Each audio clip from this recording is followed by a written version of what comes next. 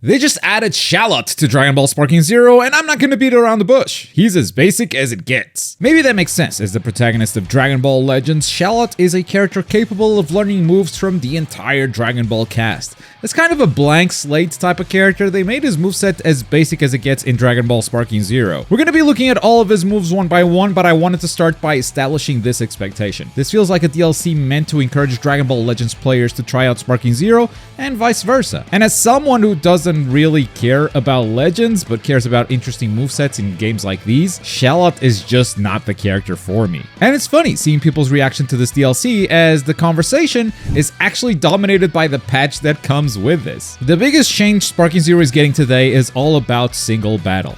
Whether you are playing in casuals or ranked, if you queue up for a single battle, all characters now have the same amount of health and damage scaling. They are not completely equal in stats, but they have balanced the playing field. So you can actually pick characters that are not 10 DP and actually win. Apparently this has been met with some controversy, as players believe that power difference should remain lore accurate, because that's what makes a Tenkaichi game a Tenkaichi game. Personally, I don't see the point of a big roster if only a handful of them are viable in this game mode, so I think this is a very good change, even if it took them ages to implement it for some reason. And the lore accurate power is still present in Sparking Zero, just not in single battles. In fact, they have made the DP difference in power even more noticeable in DP and team battles. So if you're a fan of that, you can still destroy Hercule with Super Saiyan 4 Gogeta. Sparking Zero patches continue to make mostly good changes in my opinion, but I've also come to accept that this game is maybe just not for me. As I went online and tried out Shallot, I catch this UI Goku in a combo and just get super countered. Right, yeah, you can just do that.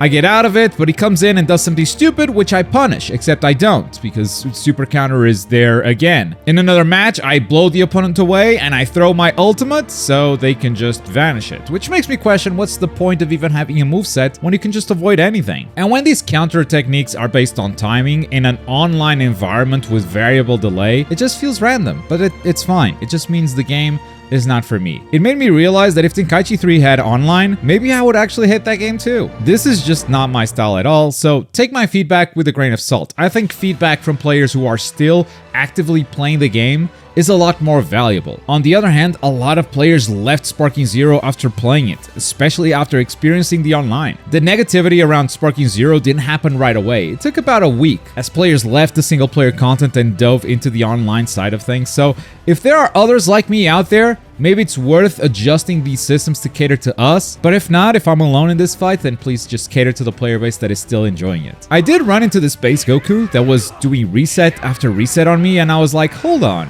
that's kind of sick. I want to learn that. But I also know that as soon as I do, I'm gonna get super countered and get salty all over again. I will say though, no one's talking about this, but ranked matches are currently down because they are implementing ranked seasons. This is the biggest W for Sparking Zero Online. There are gonna be seasonal ranks that's gonna give you a goal to rank up every few months, especially if that's paired up with some solid rewards. It is incredible for the lifespan of this game online. I wish more anime games did this, honestly. And banking on online lifespan is what makes DLC worth it. Otherwise, you're just selling more characters to a game no one likes. Let's be real, this game already has more than 200 characters. You think adding Shallot is suddenly gonna fix it? No. No characters will ever bring back the players that left, unless the game itself becomes enjoyable again. Then characters become something that's fun to explore within this context. But let's finally get to the reason why you're here. Let's talk about Shallot. This character is a part of the season pass. If you already bought it for Superhero and Daima DLC, you get this at no extra charge. As a bonus DLC you didn't even know you were getting, this is nothing but a positive for you. Even if the character does feel a bit basic, I mean, you lose nothing. It is literally a bonus character. That said, if you didn't get the season pass, this character is also for sale separately. We don't know how much it will cost, as right now we are in early access, but looking at Superhero and Daima DLC packs, characters usually cost between $1 to $2. In fact, 1.64 has been the most expensive character so far, and that's on the Superhero DLC. So hopefully they get this character closer to the $1 price point. Shallot is a 5 DP character, which is in line with base Goku and base Vegeta from End of Z and Super, but this character comes with no transformations, which many found odd, since Shallot is a character that can transform into pretty much any Saiyan form in Dragon Ball Legends. I don't know how you would pick which transformations to give him, because again, he just has everything, and this game has a 5 transformation limit. That said, I think any choice would be better than just base form and nothing else. Still, again, this is a bonus DLC character. At the end of the day, it doesn't even feel like this was planned, at least not from the start, so who knows how recent this development is. When we get into gameplay, I'm actually not a huge fan of his rush chains. He's got very good variety, but flying kicks is on the third attack, not my favorite option. Still, heavy finishes early on is really good, as I've said repeatedly. His grab is pretty standard, really nothing noteworthy here. And for smash blasts while standing still, he's got the shotgun spread,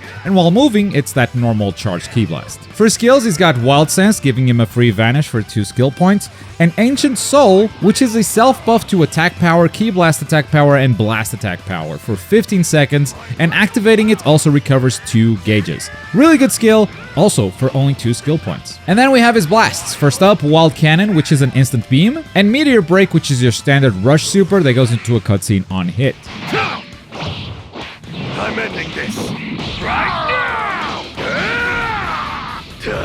Finally, his ultimate, Rising Rush, is also a rush blast that triggers on hit. Any last words?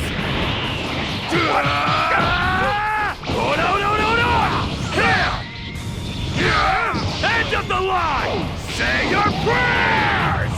And this is what I mean by the character being a bit basic in my opinion. A standard beam and a rush blast is kind of what you give characters by default. Paired with an ultimate that's just another rush blast makes the character feel a bit basic. I think every DLC pack has had some standout characters that were actually fun and original, but it also had its share of filler. And Shallot feels like that latter. If this was a character in the middle of a big DLC pack, he would be a part of the filler. He's kind of like a Bardock, but without that special Bardock skill that makes him unique. And it's not just the types of moves, in my opinion, it's also the animation of the moves themselves. Now keep in mind, I'm saying this as someone who has no clue who Shallot is in Dragon Ball Legends. This could be the most lore-accurate representation of the character, but looking from the outside in, it just feels kind of basic to me. I do like the idea of creating an energy blast with one hand and then punching it with the other. That is sick. Everything else, however, didn't really speak to me. The choreography behind the rush move is okay. It's well animated, but it just doesn't hit me in any way special. And the same goes for his ultimate.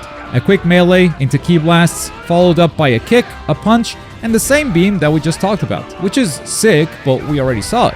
That makes me think the character has nothing else, and I know that's not true. But then again, from what I know about Shallot, a basic moveset is exactly what you should expect from this character. He can do virtually every move in Dragon Ball, so how do you pick which moves to give him? It would be odd to have him play as a mix of Hit and Krillin, just picking 2 random characters here. But the more you look into this, the more it feels like the bare minimum was done for some cross-promotion between 2 Dragon Ball games. Again, nothing to complain here as a Season Pass holder. This is just a bonus DLC for me, even if it's a character that I probably will never play again. But if I had to buy him separately, this would be the easiest skip in the world. That's just my opinion, however. If you guys got a different take, let me know in the comments down below. And for more Sparking Zero, check out this video right here. Thanks for watching. Bye. All right, time for a victory feast.